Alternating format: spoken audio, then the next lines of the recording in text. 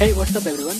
I am Vivek Singh for Media Masters video channel और दोस्तों स्वागत है आपका इस एडोबी फोटोशॉप वीडियो सीरीज के अंदर। दोस्तों इस वीडियो में हम मास्किंग को यूज़ करेंगे। मास्किंग के बारे में आपको बताऊंगा किस तरह आप मास्किंग को यूज़ कर सकते हैं और दोस्तों मैं 100% श्योर हूँ कि आप मास्किंग को जरूर यूज़ करेंगे क्योंकि इसकी मदद से हम किसी कैरेक्टर का बैकग्राउंड चेंज कर सकते हैं।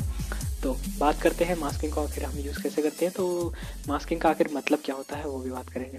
इसके लिए मैं पहले दो इमेजेस जो है इसमें इंपोर्ट करता हूँ जो मैंने कर रखी है अलग से। जैसे फॉर एग्जांपल मेरे को ये इमेज है, इसको मैं जैसे डबल क्लिक करके और मैं इसको डुप्लीकेट करने के लिए हम क्या है कि इस लेयर को हम यहाँ से इस में ले जाते हैं। इसके लिए सिलेक्शन टूल की मदद से मैं इसे इस तरह से मूव कर सकता हूँ और देख सकते हैं ये मेरी इमेज यहाँ पे आ चुकी है, ठीक है। और मुझे ये इमेज यहाँ लगानी है, पर अगर मैं इस तरह से इस इमेज को यहाँ पे लगा दूँ और इसके बाद में मतलब ये फेक लग रही है, ये लगता नहीं कि ये लड़के जो गर्ल है ये यहाँ पे इस जगह दिखाई दे रही है।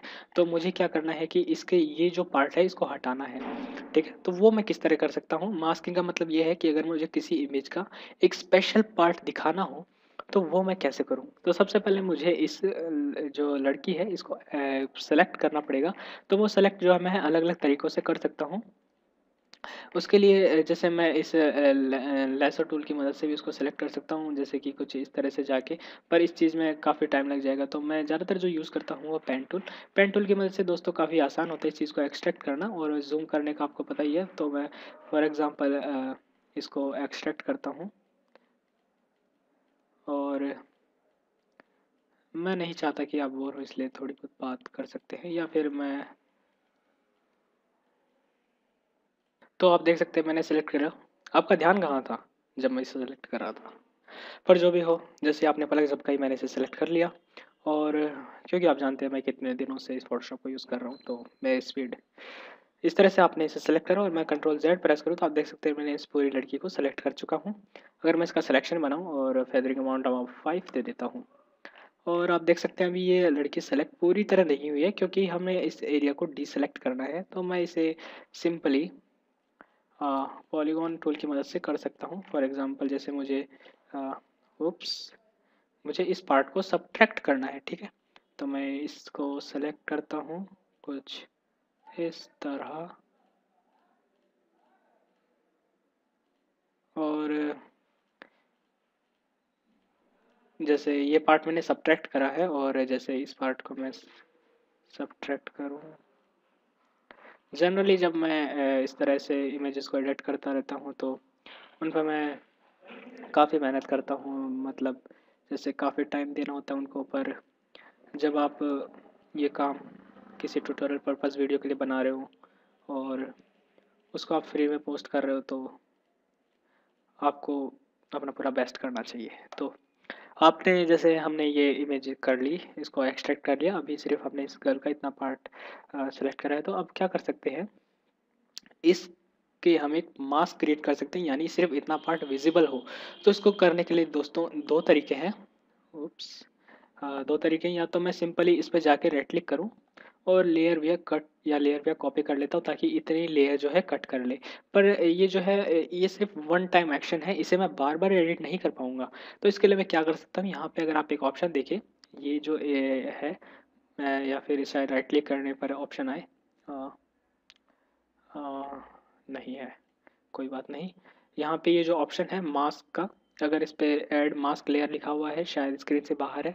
अगर मैं जैसे इस पे क्लिक करता हूँ तो आप देख सकते हैं जितना भी वो एरिया था वो सारा हाइड हो चुका है, साइड वाला। और आप देख सकते हैं ये अभी लग रहा है कि ये लड़की यहाँ पे है, पर इसके अभी भी बहुत सारी दिक्कत है। जैसे कि इस में जैसे थोड़ा ब्लूइश सा कलर है लेकिन इसका वो कलर नहीं है। तो वो मैं आपको नेक्स्ट वीडियो में कवर करूँगा कि आप किस तरह से इमेजेस को एडजस्ट कर सकते हैं।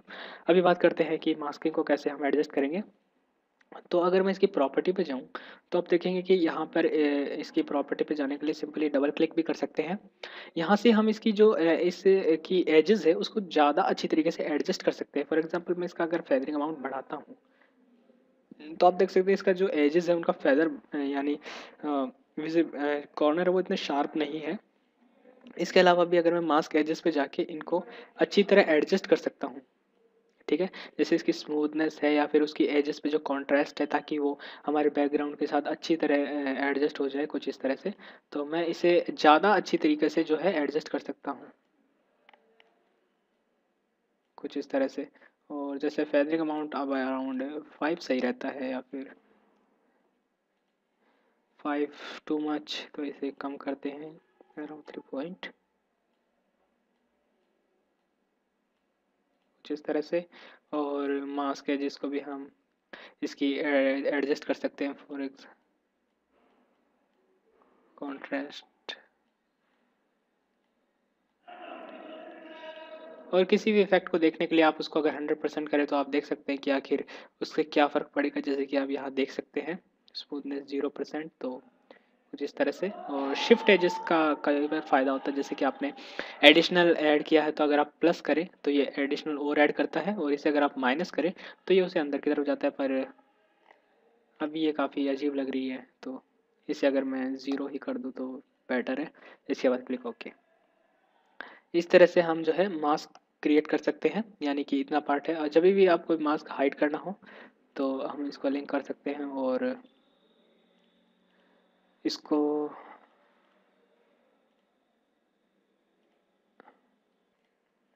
इसके बाद आपको जब भी कभी भी इस मास्क को जो है एडजस्ट करना हो, तो जैसे आपको मास्क हाइड करना हो तो इसके लिए आप सिंपली इसकी प्रॉपर्टीज़ में अगर जाएं, आप इसकी प्रॉपर्टीज़ में ओप्स मास्क, तो इसकी जो डेंसिटी का मतलब है कि जैसे अगर मैं 0% करता हूँ तो बिल्कुल भी मास्क वाला फंक्शन काम नहीं कर रहा, और इसको मैं 100% पे ले जाऊँ तो कुछ इस तरह से। तो कई बार आपको इसकी ज़रूरत पड़ती है, कई बार नहीं पड़ती, तो इस तरह से। तो ये था दोस्तों मास्किंग के ऊपर, किस तरह आप मास्क को यूज़ कर सकते हैं। अगले वीडियो में हम एडजस्टमेंट के ऊपर बात करेंगे कि इस इमेज को हम फुली किस तरह से हम एडजस्ट कर सकते हैं, उसके ऊपर बात करेंगे। So thank you for watching this video. I am Devendra Singh and I will see you next time.